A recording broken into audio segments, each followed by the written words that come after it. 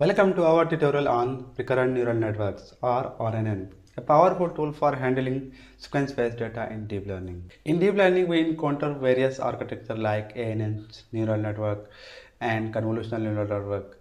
Each architecture has strength for specific tasks like CNNs, X-Link, and image processing. But for sequence-based tasks, these networks have limitations, and that's where RNN come in. Recurrent neural networks are ideal for processing sequential data.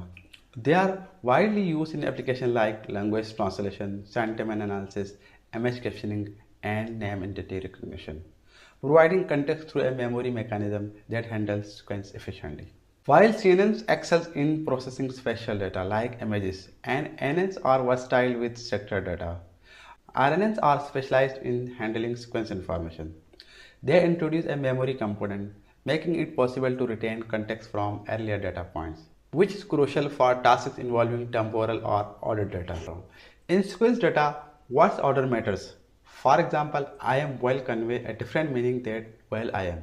RNNs capture these importance of sequence, allowing them to understand and maintain context, which is especially valuable in language-based tasks.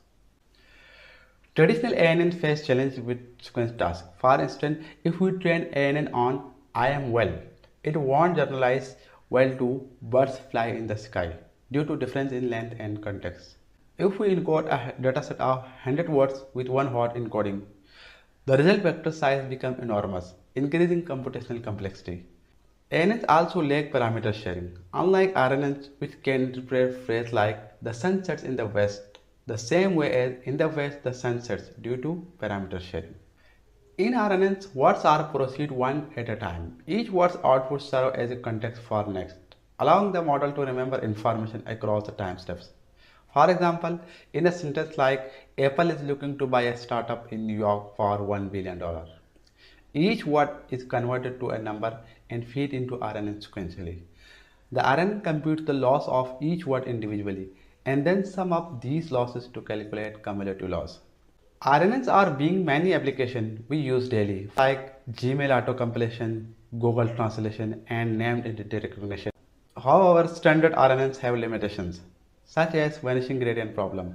This issue arises when early layers in the network receive minimal gradient updates, making it difficult for RNNs to learn long-term dependencies effectively. To address these challenges, more advanced RNN variants like long short-term memory and gated recurrent units GRU were developed. These architectures incorporate mechanisms like input, forget, and output gates, which help retain important information over long sequences. Recurrent neural networks have revolutionized how we handle sequence-based data in deep learning. With advanced variants like LSTM and GRU, RNNs are foundational for language, vision, and other sequential data applications. We hope this tutorial helped clarify how RNNs work and their importance in machine learning.